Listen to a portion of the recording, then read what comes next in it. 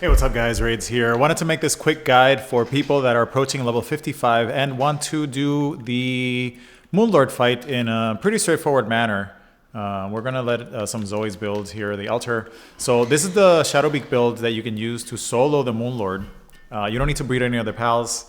The only requirements are that the Shadowbeak is, the only requirements are that the Shadowbeak is level 55, so that it learns Divine Disaster 2 and Divine Disaster 1. Teaching it Beam Slicer will make the fight go a bit faster. Not always. Sometimes Shadowbeak just aims at the wrong dead hitbox here and doesn't do anything. Serenity and Legend are the requirements. The other two passives can be whatever you want. Doesn't really need Vampiric. So level 55, fully condensed and sold if possible. And then 2 damage passives here. It can be Musclehead, Ferocious, doesn't matter. But Serenity and Legend are going to help out a lot because we're going to be using Divine Disaster 1 and 2, which depend on speed. So we have Hoocrates here. Krajiro Nocta is also going to work. It now boosts dark damage as well. So 3 Hoocrates and a Galeclaw.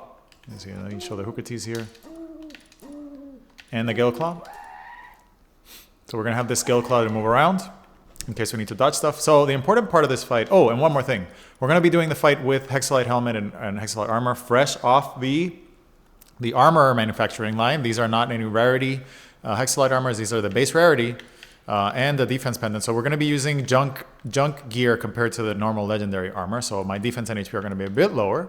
And then just to show that this is a lower level player can do this also with lower entry gear. Attack support whistle +2 from fishing. Dark support whistle +2 from the arena. Dark support whistle +1 from the enemy strongholds. You don't need these, really. You don't need these. Like, we're going to do the fight really quickly. If you don't have this, it's just going to take a bit longer, but you have more than enough time in 10 minutes. Just for the purposes of the video, I'm going to equip, have that those attack buffs. Here, this Shadowbeak is level 60. It's not fully trusted. It just has trust that it's gained from being in the party while I record the video, or just experimented with it. No trust peaches on it, and level 60, like I said. We're going to be summoning the boss here, and I'm going to show you that it's doable with just a Shadowbeak. And pay attention to my gameplay because it's important that you don't move from side to side. So you don't want, because remember, the raid boss turns with you. This raid boss, he turns to the player. So you don't want him going side to side so that the hands don't move too much. First thing you're going to do, you're going to wait until the eye opens. And we're going to charge through it with Shadowbeak, just like that. Get some hits there. And then go up or down to dodge the laser. Okay. And then we're going to Divine Disaster away and hold still. Hold still. Like that. See, so the reason you want to hold still is because you don't want the hitboxes moving too much. So Divine Disaster 1 is out, we're going to hold still. Get some hits there. Divine Disaster 2 is coming, we're going to hold still again. Get under the laser with Galeclaw if you want. Shadowbeak did his moves, we're going to redeploy him and wait for cooldowns. Okay, great, we got another Divine Disaster 2. Let's go down to dodge laser. Okay, we dodge laser. Then we're going to go to the left. Divine Disaster here again. And hold still. Let's try to get the hand. Awesome, we got hits on the hand, perfect. Now we're going to dismount. Let Shadowbeak do his thing again. Okay, we got some hits on the face again. Face is dead. Awesome. Got another Divine Disaster here. We're going to hold still. Try to get hits on the hands. Okay, awesome. Okay, let's get on Shadowbeak again. I think the hands is almost dead. So let's wait for cooldowns. The head is dead. We just need the hands now. So I'm looking at the HP of the hands, trying to dodge stuff here. Still Divine Disaster over here. Okay, we got a hit on the hand, and we're going to do... let's get close to him. Here's what I'm going to do. I'm going to go right on the chest, have him face me, and then I'm going to Divine Disaster away from him, and then hold still. Catch hands. Catch hands. Beautiful. So hands are almost down. Okay, we're going to dismount Shadowbeak, let him do this and dodge stuff. Turn toward the Divine Disasters. Okay, that hand is down. Awesome. So that hand is down. We only have one hand left. I will be aiming at that hand now. Let's look at this hand. Let's do Divine Disaster toward it. And we have one more Divine Disaster on this Shadowbeak. So we're going to wait until cooldowns come up, and then we're going to wait until it opens, do a Divine Disaster here. And let the hands, come on, open up, open up, open up. Perfect. Hand is almost dead. We almost got that hand. I'm going to dismount here. So we can get a hit on this hand. Perfect. The hands is dead, so now the chest is going to open up. And we're going to wait on cooldowns, and watch this. This is the best part of the fight with Shadowbeak. Now that the chest is vulnerable, we're going to wait until Divine Disaster 2 is gone. And we're going to come here and charge right through the chest. Big damage. Big damage, big damage, big damage. And then we're going to get our Divine Disaster 1 back.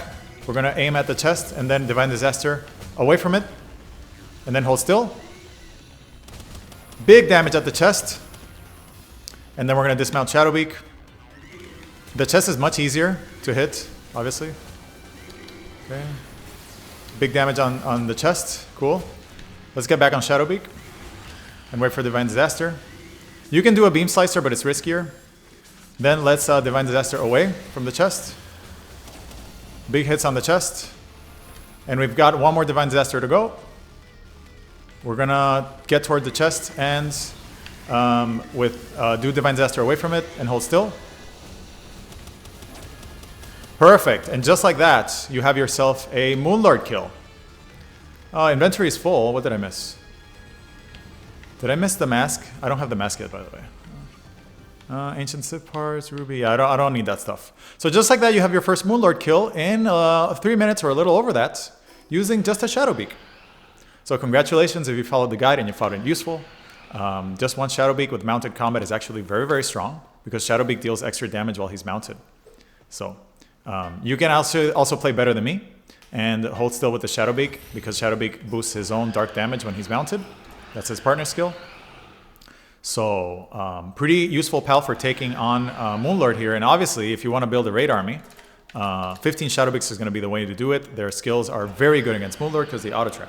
Just make sure you don't move around too much when the Divine Disasters are out so that those hands stop moving so much and they become easier targets. As usual with this type of content, I will be showing you the game settings. I think people are sick of this at this point because I show them pretty much every raid video. So these are the game settings used for the kill. No altered player damage or pal damage. I hope you guys enjoyed my content. Thank you as always for the comments and for the feedback, and I will see you on the next one.